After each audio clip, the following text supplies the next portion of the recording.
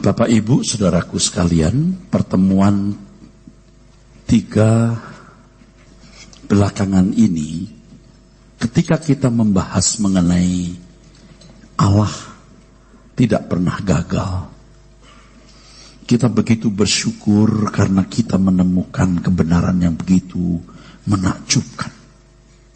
Kita akan melanjutkan lagi di tema besar kehendak bebas, tapi dalam subtema Allah tidak pernah gagal. Saya sangat bersukacita, saudara. Kebenaran Tuhan itu luar biasa. Nah, sementara saya menyampaikan kebenaran ini, mungkin saya akan review yang lama ya, saudaraku. Dalam bab ini kita akan menggali kebenaran dari beberapa ayat dalam kitab Yesaya yang berbicara mengenai hal Allah tidak pernah gagal. Tema ini saya ambil berangkat dari satu tulisan.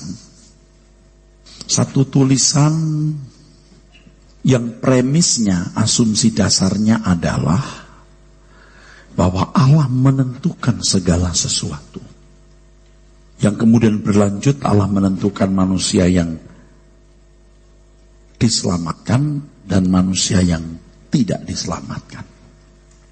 Lalu ayat-ayat mengenai Allah tidak pernah gagal digabung di situ, seakan-akan menjadi satu landasan bahwa apa yang dirancang, dipikirkan, direncanakan Allah itu pasti digenapi.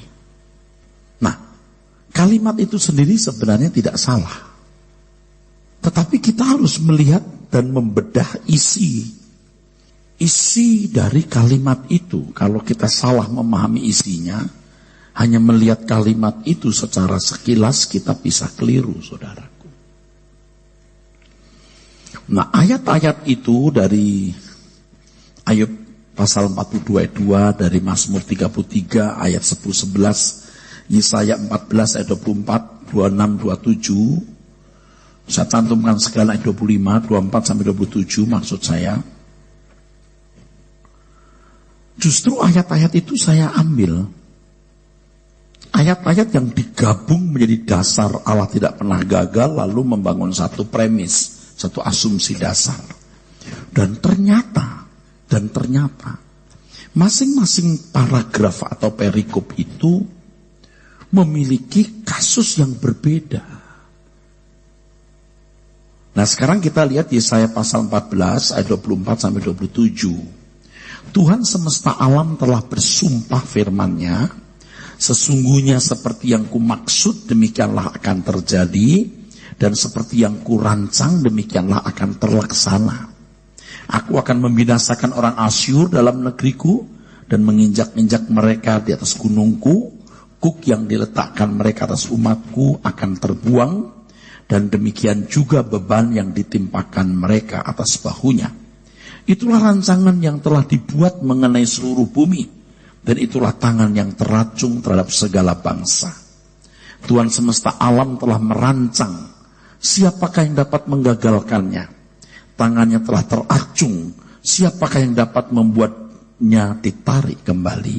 Nah, ayat-ayat ini oleh kelompok Kristen tertentu dijadikan landasan sebagai premis atau asumsi dasar bahwa Allah merancang dan mengadakan segala peristiwa dalam hidup ini dan menentukan hasil akhirnya. Kalau kita berpikir dangkal, kita lalu amin. Padahal ini tidak tepat. Mereka memandang bahwa ayat-ayat di atas tersebut merupakan dasar dari bagian premis bahwa Allah menentukan segala sesuatu tanpa terkecuali. Di sini digambarkan seakan-akan segala sesuatu yang terjadi sudah dinaskahkan oleh Tuhan dan dilaksanakan persis seperti skenarionya.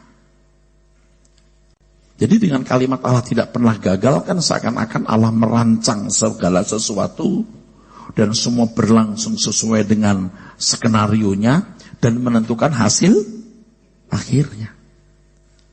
Dari premis ini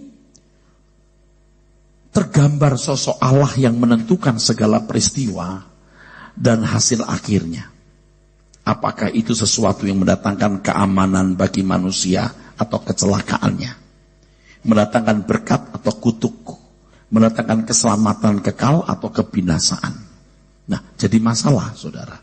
Tapi kalau orang sudah punya premis dasar bahwa Allah menentukan segala sesuatu dan menjalankan semua rancangan, rencana, peristiwa sesuai skenario dan menentukan hasil akhirnya, tetap ngotot. Sudah tidak mundur lagi. Walaupun ini sudah irasional, absurd, kacau. Menurut kelompok mereka, semua yang dikerjakan Allah pasti berjalan sesuai skenarionya, sebab Allah tidak pernah gagal. Sekilas langsung amin orang. Hal ini dari asumsi mereka dapat mengangkat supremasi Allah dan kedaulatannya yang mutlak. Jadi dengan pandangan itu, seakan-akan Allah dimuliakan. Karena Allah berdaulat, jangan mencoba mengurangi kedaulatannya. Seakan-akan dengan pengertian tersebut, ya, Allah lebih dipermuliakan dan dihormati manusia. Dengan premis ini, saudaraku sekalian, dengan premis ini sebenarnya kehidupan menjadi fatalistis. Fatal. Manusia hanya menerima saja apa yang telah ditentukan baginya secara individu. Ingat kalimat ini. Manusia hanya menerima saja apa yang telah ditentukan oleh Allah bagi masing-masing individu. Dengan demikian manusia hanya hidup di bawah pengaturan takdir dan tidak memiliki kehendak bebas sama sekali dalam menentukan keadaan, nasib atau takdir dirinya. Tidak bisa tidak, dengan pemahaman ini mestinya manusia dipandang tidak perlu bertanggung jawab atas segala sesuatu yang terjadi. Semua harus berpulang kepada Allah yang merancang segala sesuatu dan melaksanakan segala sesuatu tanpa pernah bisa gagal. Dan karena segala sesuatu dapat terjadi dan berlangsung tepat sesuai dengan rancangannya. Tidak bisa dibantah dengan pemikiran tersebut, saudaraku. Maka muncullah asumsi atau pemikiran bahwa Allah juga merancang kejatuhan Adam. Kalau mau jujur ya. Jadi kalau mau jujur, tapi dasar kadang-kadang orang mau menang sendiri. Oh enggak, Adam punya kehendak bebas. Adam yang memilih.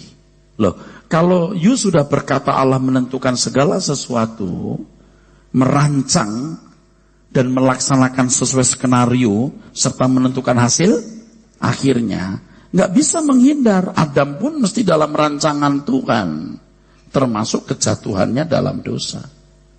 Kalau you menolak jadi kontradiksi.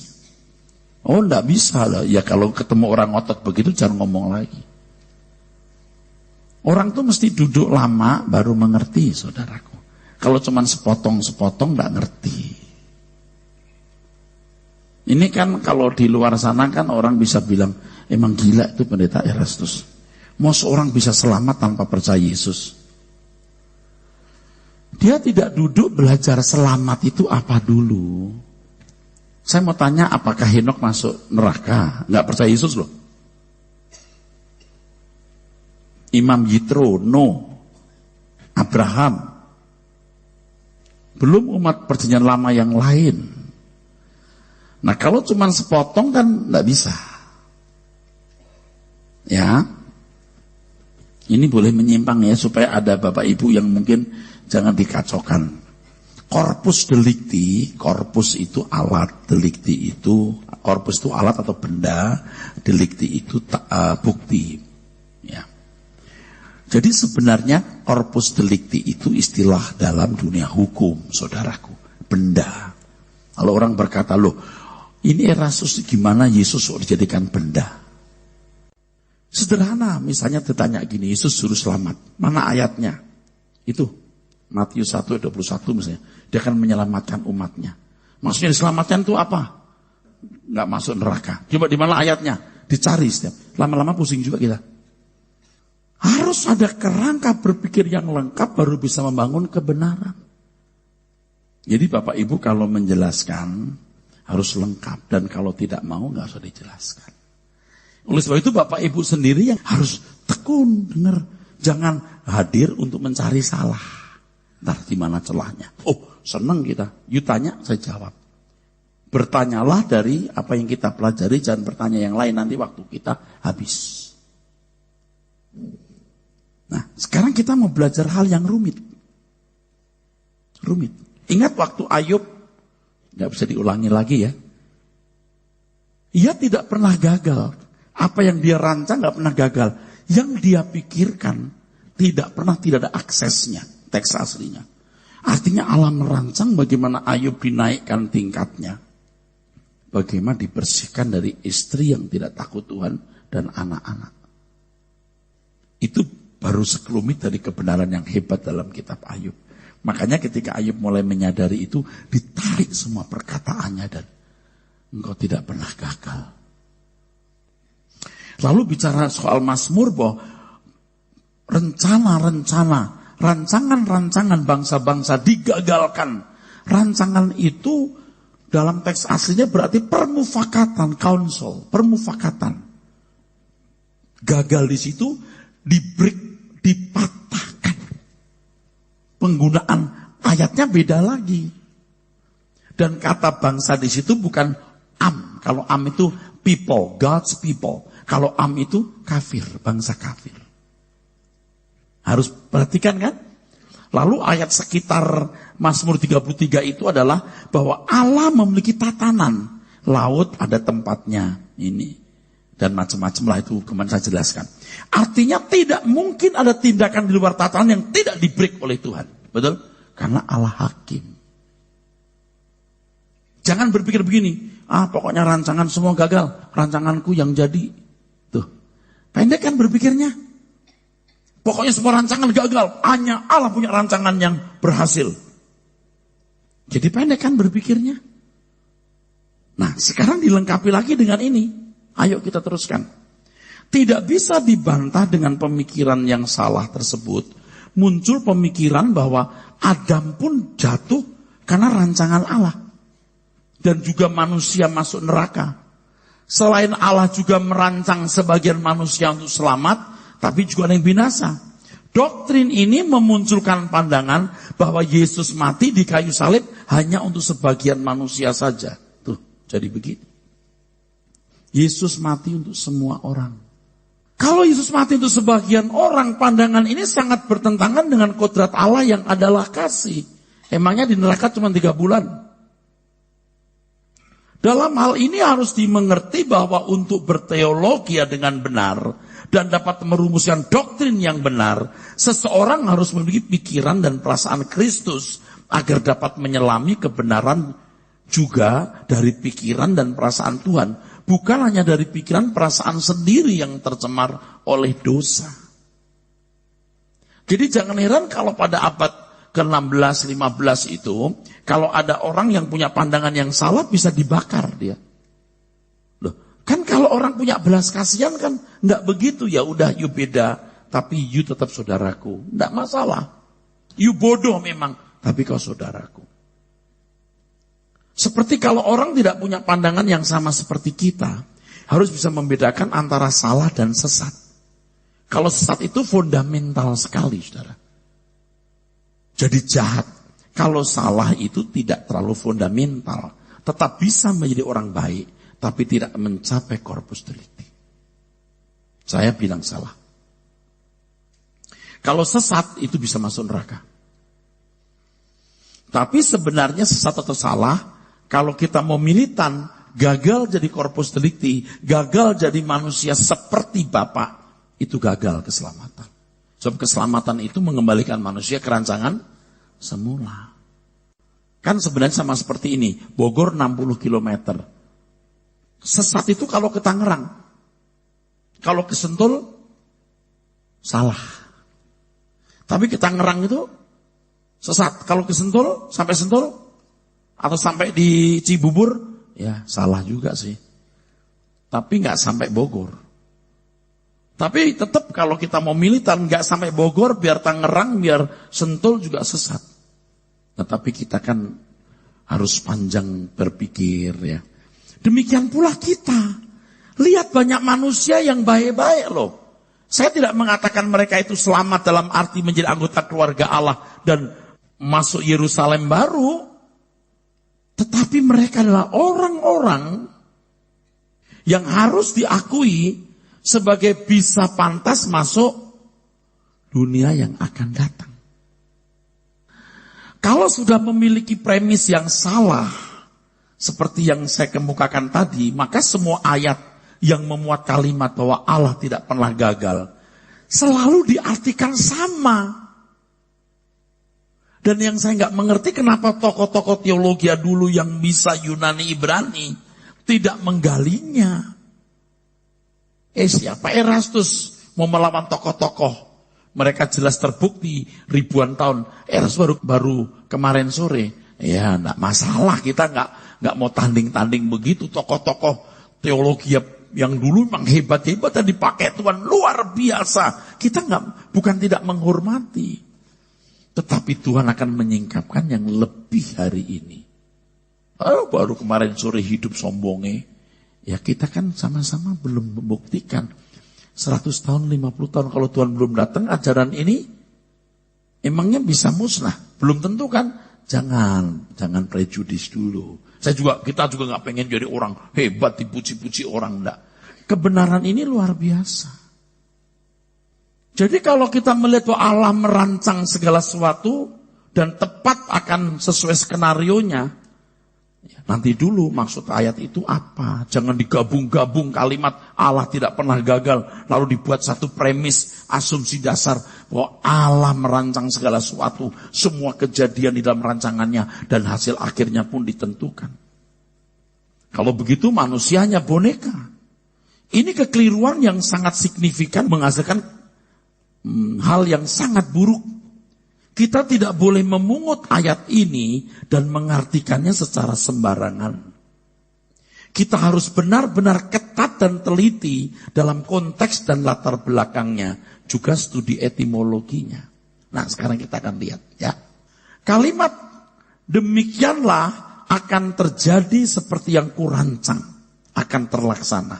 Dalam teks aslinya kata kurancang adalah damah, yang juga bisa dipikirkan. Sedangkan terlaksana dalam teks aslinya hum, yang artinya tetap teguh. Maka dalam terjemahan bahasa Inggris, surely as I have thought, so shall it come to pass. And as I have purpose, so shall it stand. Nah, terjemahan bahasa Inggris begitu, polos saja. Maksud kalimat tersebut adalah bahwa apa yang dipikirkan Tuhan akan diwujudkan atau dijadikan. Dalam hal ini, Allah tidak pernah memikirkan sesuatu yang sia-sia. Tetapi Allah maha cerdas dalam berpikir. Begini saudara, yang dipikirkan Allah pasti dilaksanakan. Kalau yang dipikirkan manusia, karena manusia tidak cerdas, sampah. Tapi kalau Allah sudah berpikir, dia punya akses. Itu kalau dalam kitab Ayub. Kalau di sini Allah pasti melaksanakan. Beda loh. Hebat sekali loh. Anda ngerti maksud saya? Kalau yang dipikirkan Allah dalam kitab Ayub, kita sudah kupas. Allah punya jalan untuk melaksanakan. Kalau di sini, apa yang dipikirkan Allah, Allah pasti melaksanakan. Karena yang dipikirkan tidak mungkin sia-sia. Kalau Allah melaksanakan apa yang dipikirkan, itu bukan berarti hasil akhir setiap babak, setiap termin, setiap tahap, setiap dekade, setiap bagiannya selalu sesuai dengan skenarionya. Allah tidak boleh membuat skenario, karena kalau dia membuat skenario, manusia jadi boneka. Nanti kita akan berkata, Adam pun berbuat begitu di skenario Allah. Hasil akhir proyek yang dilaksanakan Tuhan dalam setiap babaknya tergantung manusia. Begini saudara. Jadi kita harus bisa membedakan antara babak-babak dan grand design. Atau hasil akhir segala sesuatu. Ini penting banget yang ini. Atau grand design. Nah ini masalahnya. Waktu membuat iblis, kita tidak tahu sebenarnya rancangan Allah itu di situ apa. Harus jujur. Di situ banyak misterinya, saudara. Tapi yang jelas Lucifer jatuh. Amin. Halo? Nanti di Yesaya pasal 14 ini juga ada Lucifernya itu. Lucifernya di sini. Jadi ketika Lucifer memberontak, Allah berpikir, aku akan menaklukkan Lucifer ini. Grand desainnya itu, dia ciptakan Adam. Adam gagal. Didatangkan Tuhan Yesus. Dia menang. Ini kan ada tahap, saya kasih tahu. Tuhan Yesus menang, sekarang orang percaya. Adam gagal. Ya udah, aku pilih satu umat lewat Abraham. Allah pilih Abraham. Untung Abraham berhasil. Kalau gagal nggak ada bangsa Israel. Allah pilih Abraham. Dari Abraham lahir Israel. Dari Israel Allah merancang akan dilahirkan Mesias. Mesias lahir. Yesus. Yesus dari Corpus Delicti. Menang. Tinggal orang percaya. Ini babak-babak. Setiap babak itu, saudaraku, setiap babak bisa ada kegagalan. Allah tidak pernah gagal. Amin. Grand desainnya. Tapi babak-babaknya belum tentu. Karena Allah tidak membuat skenario sesukanya sendiri. Semua harus bermain sesuai dengan aturan. Karena Allah punya tatanan yang kamu tabur, kamu tuai. Ingat tatanan yang dijelaskan di pertemuan yang lalu. Grand design Allah tidak mungkin gagal. Tetapi babak-babaknya, termin-terminnya, di mana manusia terlibat, ada kegagalan. Kegagalan manusia bukan kegagalan Allah. Hasil akhir proyek yang dilaksanakan Tuhan dalam setiap babaknya juga tergantung manusia sendiri. Seperti dalam kisah penciptaan, di dalamnya termasuk Adam dan Hawa. Tentu Allah tidak merancang Adam jatuh dalam dosa. Allah merancang manusia segambar dengan dirinya dan dipercayai mengelola alam semesta. Tetapi bagaimana hasil akhir dari kehidupan manusia? Dalam hal ini Adam, keputusan Adam sendiri. Ini bapak Adam. Gagal. Pada mulanya Allah menjadikan manusia sebagai corpus delicti untuk mengalahkan iblis. Masih di Yesaya pasal 14, di pasal yang sama. Ayat 12-14 menampilkan gambaran Lucifer. Sangatlah tepat hubungan ayat-ayat dalam Yesaya 14, 24, 27 dengan fakta adanya pemberontak yang harus dikalahkan, yaitu Lucifer. Allah pasti bisa mengalahkan iblis. Ia tidak pernah gagal. Tetapi faktanya manusia dalam hal ini Adam mengalami kegagalan. Di babak ini manusia gagal. Tetapi dalam anugerahnya Allah masih menyediakan babak lain. Allah memilih Israel sebagai umat pilihan yang memikul tanggung jawab, memuat pengenalan akan Allah, dan dari bangsa itu akan muncul Mesias. Babak lain lagi, Allah mengutus putra tunggalnya. Di babak ini ketika Allah mengutus putranya sebagai Adam kedua, ternyata putranya menang. Babak berikutnya Allah memilih orang percaya untuk menggenapi jumlah corpus delicti dan mempercepat kedatangan Tuhan. Nah, ini hasilnya kita. Ini pergumulan kita. Saudara catat baik-baik ya. Pengajaran, walaupun itu doktrin, mesti memiliki implikasi. Mesti memiliki hubungan dengan sikap batiniah. Tidak boleh ada pengajaran cuman, oh ya aku ngerti. Ayo kita debat. Tapi kebenaran harus menyusup sampai batiniah dan memiliki implikasi menantang kita melakukan tindakan. Seperti hari ini, Allah punya babak-babak, ini babak kita. Mau menang atau kalah, tergantung masing-masing individu. Allah tidak pernah gagal melaksanakan rancangan besarnya. Tetapi hasil akhir dari apa yang dirancang dalam setiap babak atau bagiannya tergantung individu.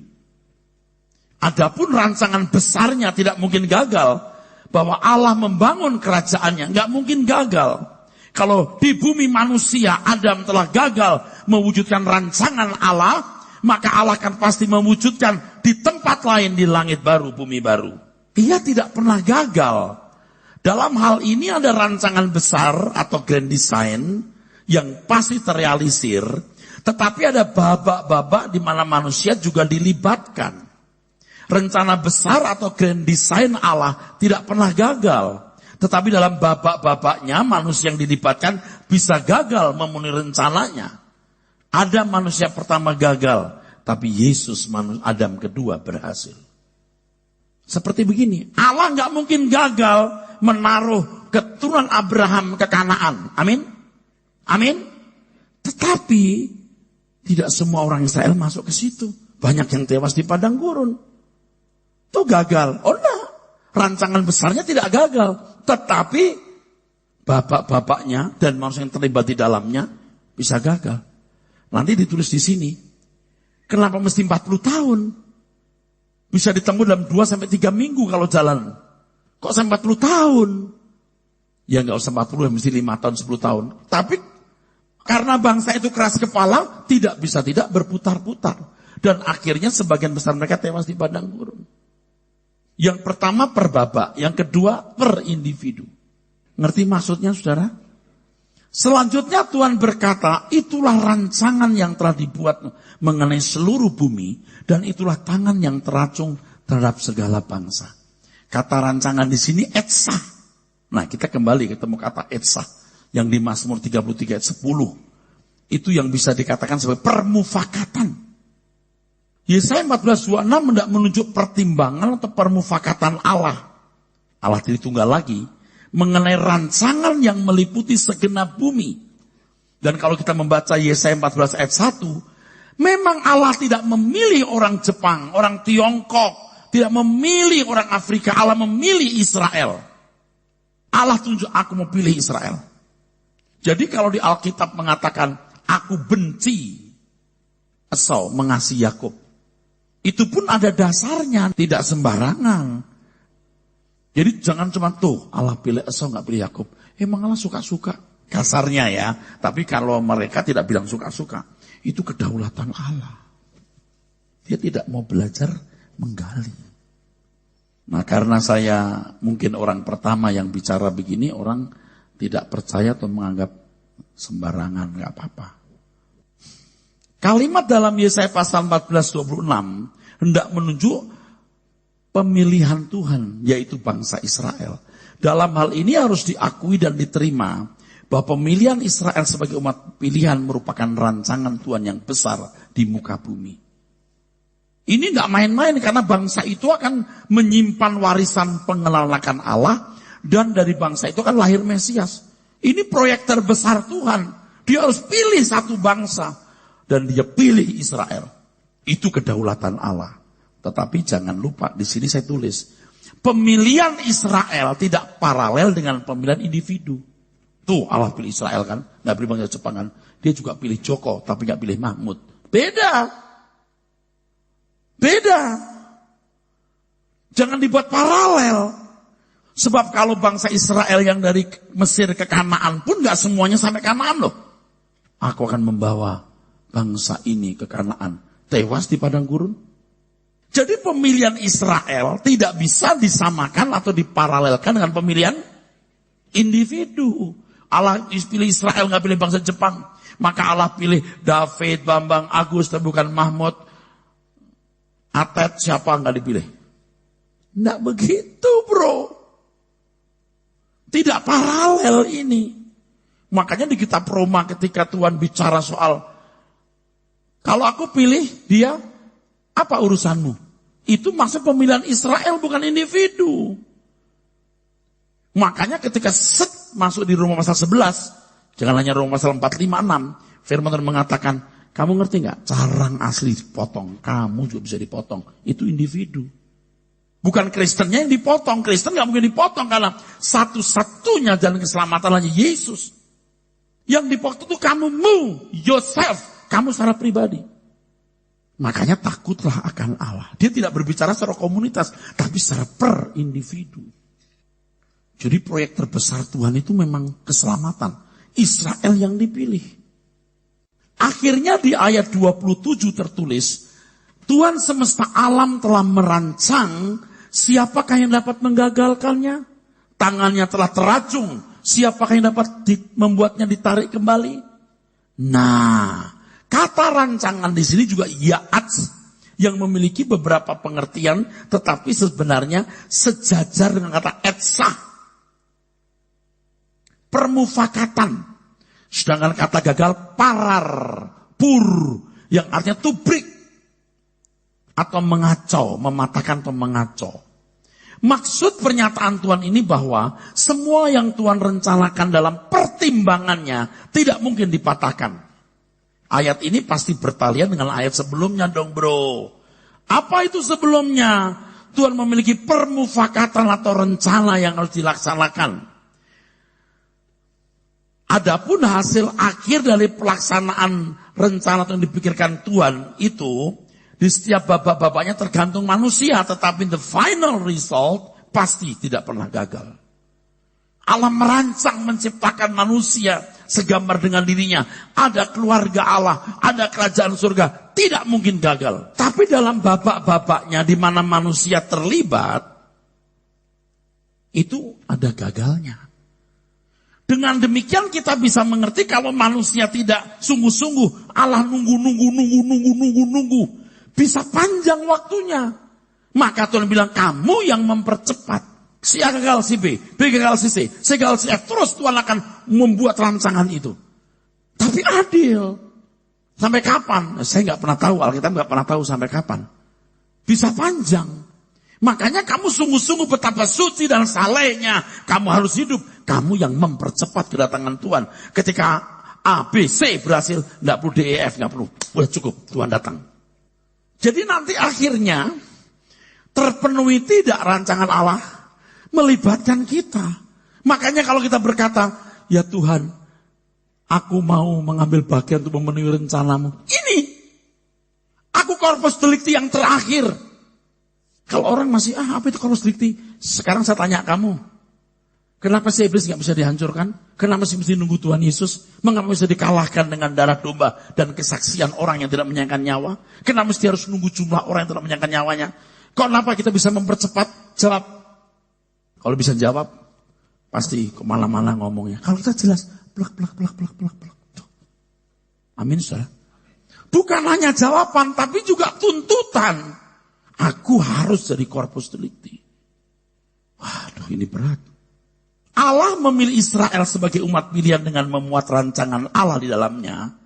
Bahwa Allah menjadikan bangsa itu mewarisi pengenalan akan Allah dan melahirkan Mesias. Memang faktanya kalau dilihat dari sejarah, Allah memilih Israel sebagai umat pilihan dan dari bangsa itu akan lahir Mesias. Allah selalu memiliki rancangan yang terbaik bagi mereka. Tapi hasil akhir per babak tergantung mereka juga. Seperti rancangan Allah membawa bangsa itu dari Mesir ke Kanaan, rancangan itu terlaksana pada akhirnya. Tetapi harus 40 tahun. Lama. Coba kalau nurut. 5 tahun, 2 tahun, setahun sampai. Bukan Allah tidak berhasil, berhasil. Selalu ini prinsip akan lahir di Betlehem, Kanaan. Waktunya panjang. Ini mah cerdas, kebenaran ini mah udah susah disalahkan. Tapi kalau disalahkan nggak apa-apa. Tapi nggak bisa dikalahkan. Apakah harus 40 tahun? Tentu Tuhan tidak bermaksud demikian. Tetapi respon bangsa itu terhadap pengharapan Allah. Agar mereka menjadi bangsa yang besar untuk mengelola tanah Kanaan. Membutuhkan waktu yang panjang. Ternyata juga tidak semua orang yang keluar dari Mesir sampai tanah Kanaan dan menikmati negeri itu. Dan ternyata juga mereka hanya menikmati sekitar 700 sampai 850 tahun. Kalau di Tiongkok masyarakat bangsa Cina bisa menempati 5.000 tahun lebih. Israel hanya 700 sampai 850 tahun. Kenapa? Yaitu tahun 722 sebelum Masehi, Asyur sudah mengalahkan. Tahun 586 sebelum Masehi, Babel sudah mengalahkan. Di ayat 25, Tuhan berkata, Asyur kuhancurkan. Di Yesaya 14 ayat 22-23, Babel kulenyapkan. Dua bangsa itu disebut di dalam Yesaya pasal yang ke-14. Kalau kita tidak mengerti sejarah bangsa itu, kita bingung kenapa bangsa ini diomeli. Asyur kuhancurkan, Babel kuhancurkan. Loh, kenapa enggak bangsa Edom, Moab, Amon? Kalau you baca sejarah, you baru tahu. Itu hebatnya Alkitab. Harus dibaca oleh orang yang belajar. Tahun 1440 sebelum Masehi, mereka keluar Mesir. 1400 Masehi, sebelum Masehi semua ini ya, masuk Kanaan. Tahun 722 sebelum Masehi, Asyur menghancurkan Israel Utara. 586 sebelum Masehi, Babil menghancurkan Yehuda. Maka di dalam Yesaya pasal 14, Tuhan marah sama dua bangsa itu. Kau bisa mengganggu rencanaku. Tetapi bangsa itu pun dipakai Tuhan untuk menghukum Israel. Demikian pula dengan keselamatan dalam Tuhan Yesus Kristus. Apakah bangsa Israel menerima keselamatan? Tidak. Secara individu ternyata tidak banyak yang selamat. Hanya sedikit murid Tuhan Yesus. Sebagian orang Yahudi yang jadi Kristen. Sebagian besar tidak. Sampai hari ini. Tapi Tuhan pernah berjanji. Karena mereka keturunan Abraham. Tuhan memberkati bangsa itu. Tetap diberkati. Tercerai-berai diaspora di banyak tempat dikumpulkan. Allah menggenapi janjinya. Tapi soal keselamatan, kamu nolak Yesus binasa. Strict. Lalu di 1 Korintus pasal, ini bukan 1, pasal 10 ayat 11. Sorry. 1:10 ayat 11. Firman Tuhan mengatakan apa? Semua itu menjadi pelajaran bagi kita. Jadi apa yang dialami Israel itu pelajaran bagi kita. Lihat, hanya sedikit orang yang masuk tanah Kanaan. Kamu juga begitu. Jangan sampai seperti Israel. Nggak bisa kita berkata Allah mendesain semua kejadian. Lalu menetapkan siapa yang selamat, siapa yang binasa. Nggak bisa. Cerdas dong. Allah tidak gagal memilih Israel sebagai umat pilihan. Allah tidak gagal menghadirkan Tuhan Yesus sebagai pembawa keselamatan. Tetapi realisasi keselamatan atas setiap individu tergantung masing-masing itu individu sendiri. Bukan Allah yang menentukan. Dalam hal ini pemilihan Israel tidak boleh diparalelkan atau disamakan dengan pemilihan keselamatan individu. Ketika pemilihan Israel saja secara komunitas terpilih sebagai umat pilihan, ketika pemilihan Israel secara komunitas terpilih sebagai umat pilihan, diparalelkan dengan pemilihan individu dalam keselamatan kekal, maka terjadi kekacauan dalam doktrin soteriologi atau doktrin keselamatan. Pemilihan Israel sebagai komunitas tidak mengorbankan keselamatan abadi. Tuhan tidak menghendaki seorang pun binasa. Tuhan tidak bisa dipersalahkan dengan membinasakan orang-orang yang tidak ditentukan untuk selamat. Sesungguhnya setiap orang menentukan keselamatannya sendiri dalam responnya terhadap kasih karunia Allah. Jadi begini. Kalau Israel secara komunitas disejajarkan dengan pemilihan keselamatan, pemilihan individu, kacau. Allah memilih Israel bukan bangsa Jepang misalnya. Itu memang Allah memang memutuskan. Kenapa bukan bangsa, bukan orang Amerika? Pemilihan itu tidak paralel dengan ini, tidak. Sedangkan Israel dipilih saja ke Kanaan juga tidak semua sampai Kanaan. Amin. Dipilih sebagai umat pilihan pun juga nggak semua diberkati. Yang menempati Kanaan cuma segelintir, hanya 700 sampai 850 tahun. Kemakmurannya pun juga banyak, tidak banyak. Apalagi keselamatan dalam Yesus Kristus. Sedikit yang terima keselamatan. Nah, apa maksud saya? Jadi Bapak Ibu Saudaraku sekalian, pemilihan bangsa Israel secara komunitas tidak paralel dengan pemilihan individu. Tuh Allah pilih Israel, nggak pilih yang lain. Maka Allah juga pilih David, Bambang, Joko, bukan Mahmud, Atet, Akyong. Nah boleh begitu. Pemilihan Israel itu komunitas. Itu pun nyatanya tidak semuanya juga masuk tanah Kanaan. Tidak semuanya pun juga makmur. Hanya 700 sampai 150 tahun. Selebihnya menderita di diaspora, dicerai, di tempat di mana mereka dicerai-beraikan. Paham gak maksudnya? Kok bisa loh pemilihan Israel disamakan pemilihan individu? Anda ngerti maksud saya? Itu salah. Oke.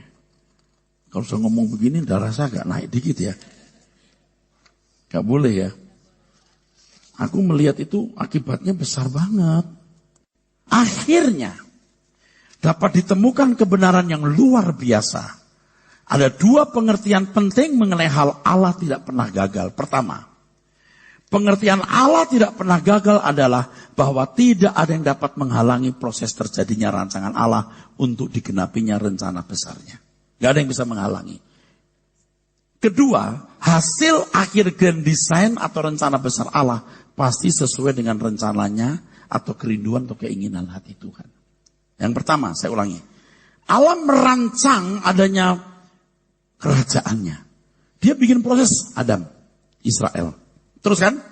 Nggak mungkin ini gagal. Nggak mungkin. Tetapi dalam perbabak-babaknya ada kegagalan yang menjadi korban individu. Dan Allah tidak bermaksud membuat itu. Karena setiap orang harus menentukan nasib dan takdirnya. Allah itu cerdas. Makanya jangan main-main. Jangan jadi orang Kristen yang, wah tenanglah kita udah ditentukan selamat. You ngerti nggak Tuhan begitu? Kasihan kalau orang nggak belajar Alkitab. Lihat nih hari ini orang lebih senang jalan-jalan di rumah. Yang berjuang aja belum tuh masuk. Yang berjuang belum tuh masuk. Yang ngomong siapa? Tuhan Yesus. Yang berjuang aja belum tuh masuk. Apalagi nggak berjuang. Begitu murahan. Dalam melaksanakan rencana besar Allah, grand design-nya, ada rencana dalam tahap ke tahap atau dalam babak ke babak. Ketika manusia ikut terlibat dalam babak-babak tersebut, hasil akhir setiap babak dan keadaan atau takdir setiap individu ditentukan oleh individu tersebut.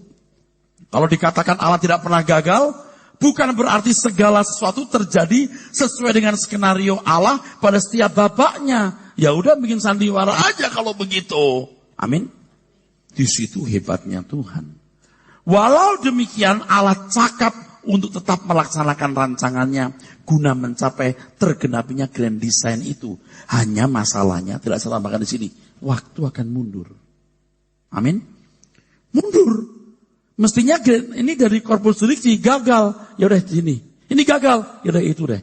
Jadi panjang, makanya betapa suci dan salehnya kamu harus hidup kamu yang mempercepat. Jangan memperlambat. Ini luar biasa. Amin. Kita itu punya panggilan hebat loh. Jadi orang yang mempercepat kedatangan Tuhan. Dalam hal tersebut, kalimat Allah tidak pernah gagal, tidak boleh dipahami seakan-akan Tuhan merancang segala sesuatu dan semua peristiwa atau kejadian, baik besar atau kecil, dan hasil akhirnya sudah ditentukan. Jika demikian, berarti kehidupan ini ya fatalistik tadi sandiwara. Dunia panggung sandiwara besar. Ini pandangan yang keliru. Karena tidak memahami kebenaran yang tepat mengenai hal Allah tidak pernah gagal. Banyak orang Kristen pada umumnya, bahkan teolog-teolog di masa lalu bingung. Dalam kebingungan mereka berpikir pendek. Dalam kebingungannya mereka berpikir pendek dan membuat kesimpulan yang meleset sebagai premis dasarnya. Kesalahan itu diwariskan ke generasi berikut. Generasi-generasi berikut menganggap pandangan para teolog tersebut sudah mewakili pandangan Tuhan. Dianggap mutlak benar. Mereka memandangnya sebagai kebenaran final. Dengan demikian pandangan manusia disejarkan dengan Alkitab. Mereka pikir tuh pandangan teolog-teolog yang lalu itu sudah final. Udah benar. Jangan dikutak-kutik. Loh. Alkitab yang gak dikutak-kutik. Kalau pandangan manusia siapapun bisa dikutak-kutik. Memang pada waktu itu pandangannya efektif. Untuk zaman sekarang belum tentu. Jangan menyamakan manusia sehebat apapun orang itu. Dan kalau kita jujur pandangan Origenes, Athanasius, Arius gugur juga di masa-masa berikutnya. Nah saya bukan berkata gua mau menggugurkan itu pandangan orang-orang hebat. Tidak. Nah kebetulan kan kita ngerjain begini, dapat begini. Ya ini yang kita ngomong. Bukan sengaja mau nyerang para teolog masa lalu. Dan ini berguna untuk kita hari ini. Ini buat kita jadi militan. Tidak bisa jadi Kristen setengah-setengah. Kalau ada yang berpandangan yang berbeda dengan pandangan teolog-teolog itu. Dianggap sesat. Waduh. Kalau dulu dibakar, dihukum, diasingkan. Kalau saya hidup pada zaman itu, saya jadi yakin itu. Saya bersyukur hidup di zaman sekarang, saya dengan kebebasan. Cuman dimusuhin orang. Karena kita head to head menghadapin orang yang ajarannya tidak sama dengan ini.